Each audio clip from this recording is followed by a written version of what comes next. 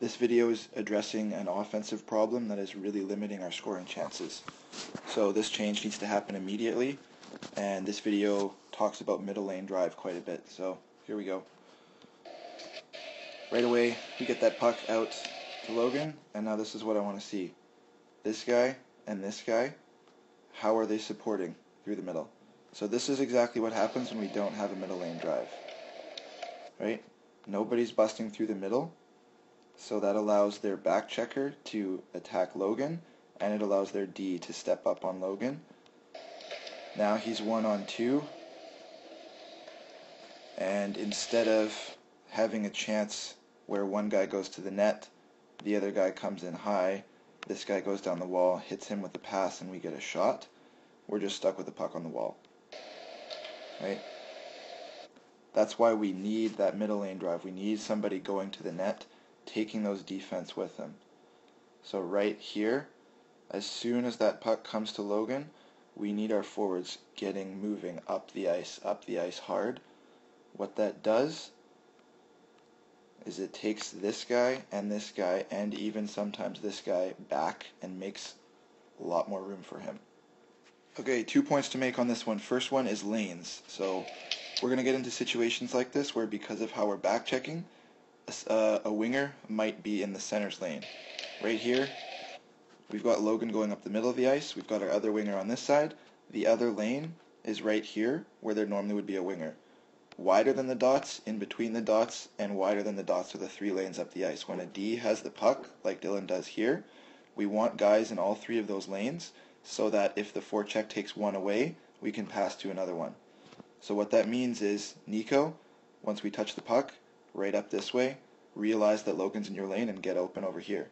The other part of this video I want you guys to understand is, as soon as we have control of that puck, we're thinking offense, we're thinking getting open, we're thinking go, go, go right away. So, once again, down here, Nico's the other forward. As soon as Dylan gets control of that puck in here, you should be thinking get up the ice, get flying, get my feet moving as quick as possible so we can attack with speed and score some goals.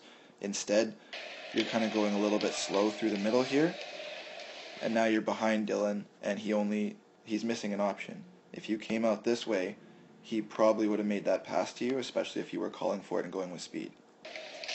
But instead, we end up through the middle, and it's a bit of a scramble, and we lose control. We want to be attacking with speed, all 3 forwards going hard. Here's another clip where we end up 1-on-3 and alone. Now this is going to happen in games sometimes here, but this is the key. Our forwards bust up as hard as they can to join Grant. If you don't skate really, really, really hard, then Grant has a really difficult time going 1-on-2 with a back checker trying to catch up and force him.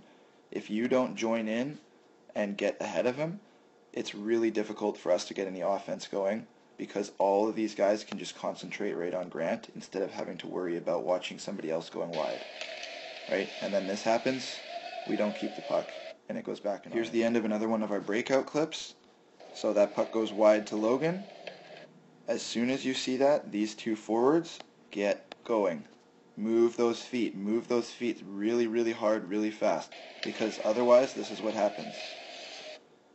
Now there's 3 different guys checking Logan, and nobody going through for support, for speed, or for a chip.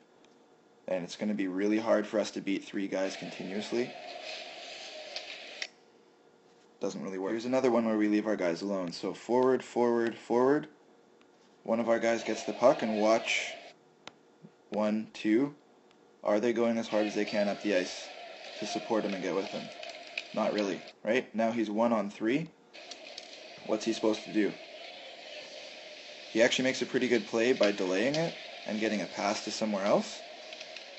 But the point is, we're trying to attack with speed. We're trying to create odd man rushes, 3-on-2s, different things like that. These guys have to join with speed. Go through the middle. Somebody come up high, and then we can create a lot more scoring chance. Here's another one with the same thing. So we're coming around. We make a good play, call for that puck, go out wide, but now we're 1-on-4. He's not really coming that fast. Our other guy went off for a change.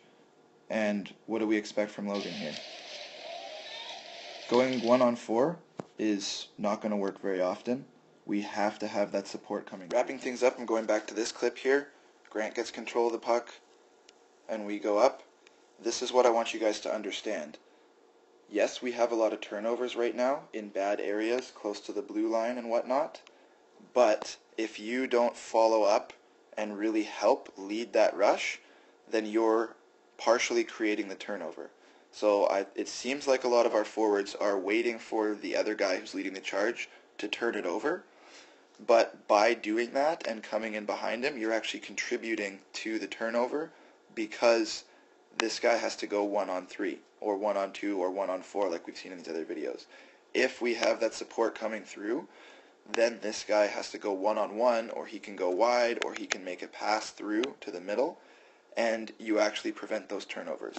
I want our forwards, every time we have the puck on our sticks, flying down the ice, getting to the other team's net. Our D will follow up and deal with turnovers. Right? If you hang back and you're waiting for your line mate to turn it over, you are helping to cause him turn it over. Right? That's not what we want going forward. That's not going to help us score goals. We need to drive hard and really drive that net.